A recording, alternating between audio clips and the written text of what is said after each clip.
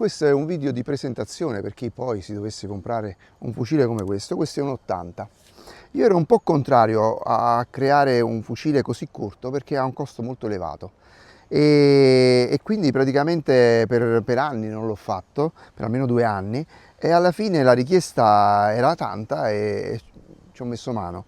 Adesso praticamente ci sta il prototipo, arriveranno fra pochi giorni gli altri fucili e l'ho provato e sono rimasto non solo colpito, ma diciamo meravigliato, perché va molto meglio di quanto io mi aspettassi. Eppure vengo da fucili che sono perfetti, sono eccezionali, come il 100 e il 120. Ho mantenuto le stesse caratteristiche dei fucili precedenti, praticamente un monoscocca in carbonio, quindi monoscocca intendiamo che dall'impugnatura alla testata è un unico pezzo, non c'è nessun pezzo aggiuntivo. Plastica qui praticamente non ce ne sta proprio, se non nello sternale e nell'impugnatura, che può essere infilata anatomica e può essere infilata nella parte inferiore per farlo diventare anatomica. Questa è una impugnatura destra che praticamente non bisogna fare nient'altro che prenderla e infilarla praticamente così.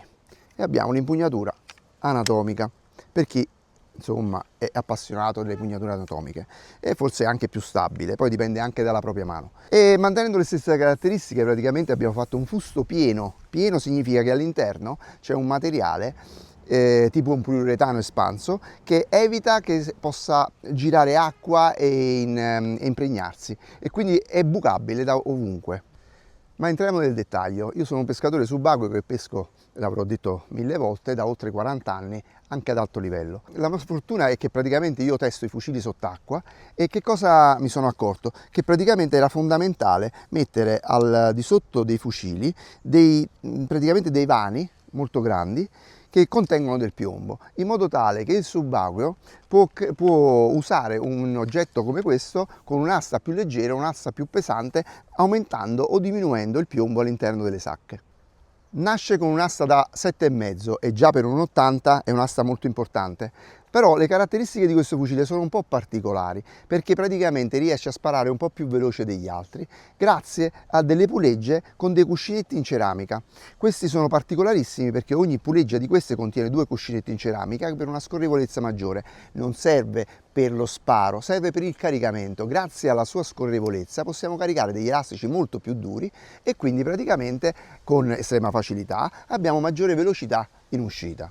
Poi facciamo vedere un'altra cosa che gli altri fucili non hanno. In testata abbiamo un blocca asta, questo qua, che è semplicissimo. Blocchi l'asta è bloccata, quando spari si apre e l'asta esce facile. In questo caso noi abbiamo montato un'asta che non è della TRX, proprio per far vedere che questo fucile può montare qualsiasi asta. Ovviamente se monta un'asta che non è del TRX siamo costretti a far passare il filo da sopra, ma non è un problema perché in testata abbiamo dei chiodini uguali agli altri fucili per poter bloccare l'asta con il filo. Proprio per mantenere le stesse caratteristiche degli altri fucili abbiamo fatto nella parte inferiore gli incassi per 2 elastici. Questo fucile spara benissimo con solo 2 elastici, il terzo diciamo è eccessivo per chi vuole delle prestazioni veramente esagerate. Il fucile si può permettere di catturare qualsiasi pesce di qualsiasi dimensione. Ovviamente non possiamo dire che un 80 è superiore a un 100 o un 100 è superiore a un 120. Questo è un 80 ma è un grande 80. Poi il 100 e il 120 saranno ovviamente con qualche cosa di più. Allora, molti mi dicono che questo fucile è un remo, perché praticamente è molto largo nella parte inferiore.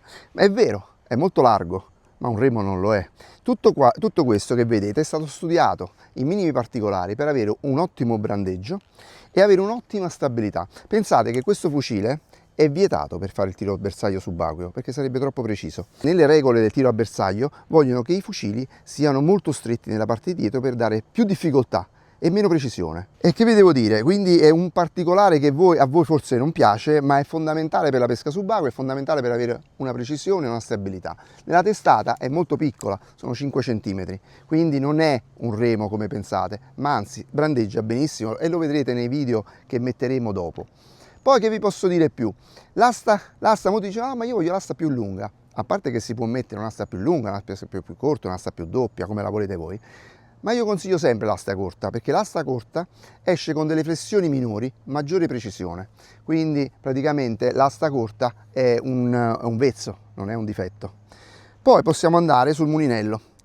Questo mulinello è l'unico che esiste oggi in commercio, che ha una leva di sgancio per poterlo praticamente, guardate, se io apro la leva, questo mulinello è completamente libero.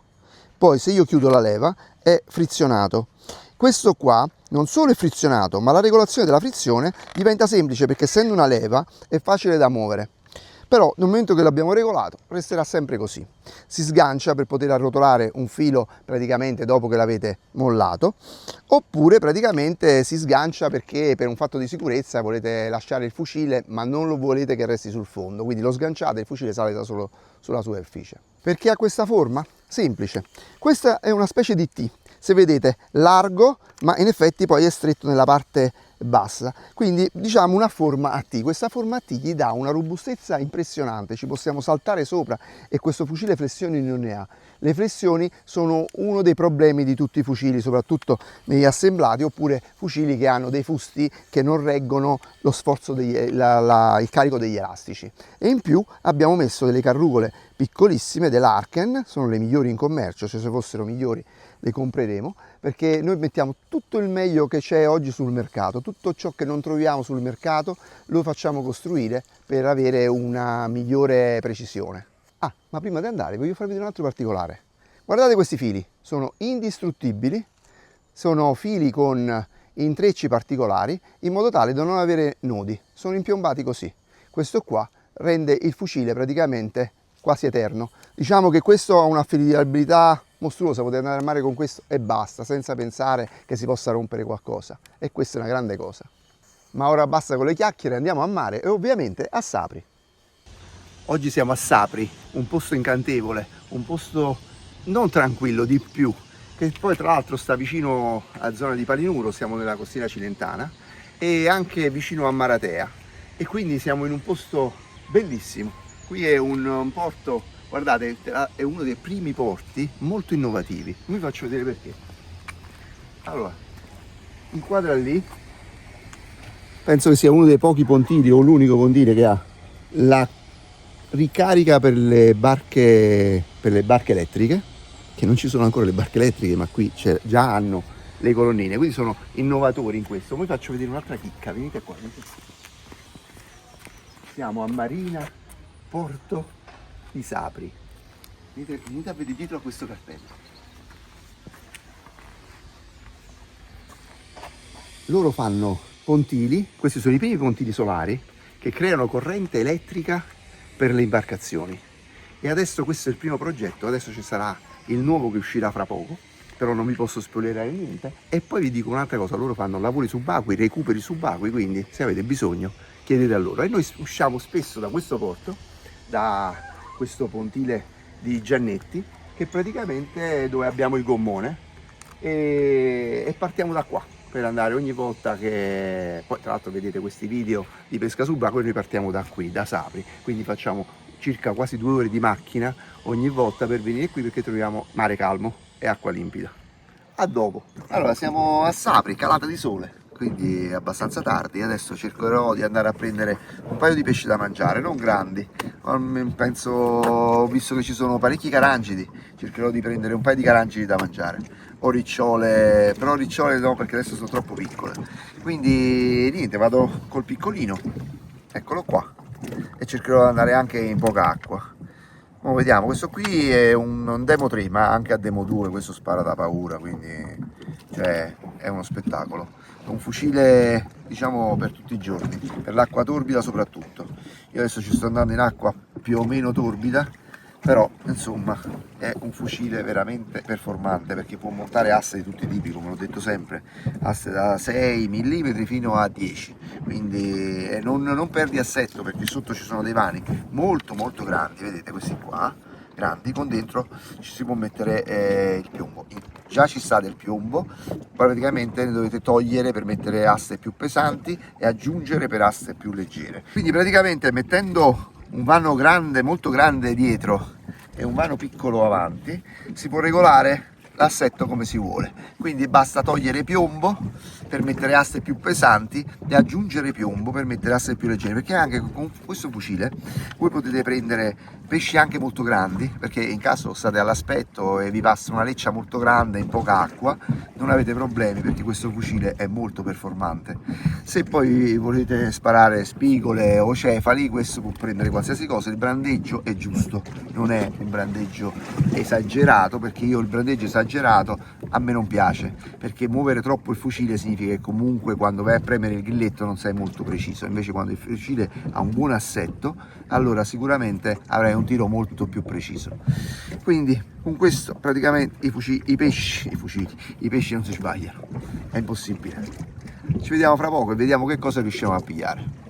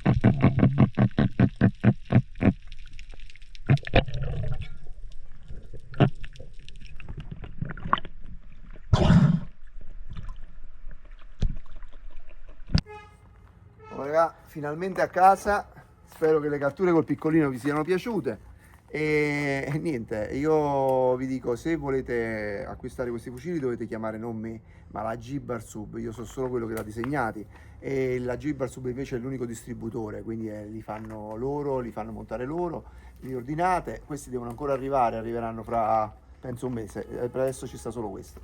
Oh, un saluto grande, finalmente a casa, ti vado a fare la doccia e un buon saluto anche al mio amico Simone che mi aiuta sempre. Ciao.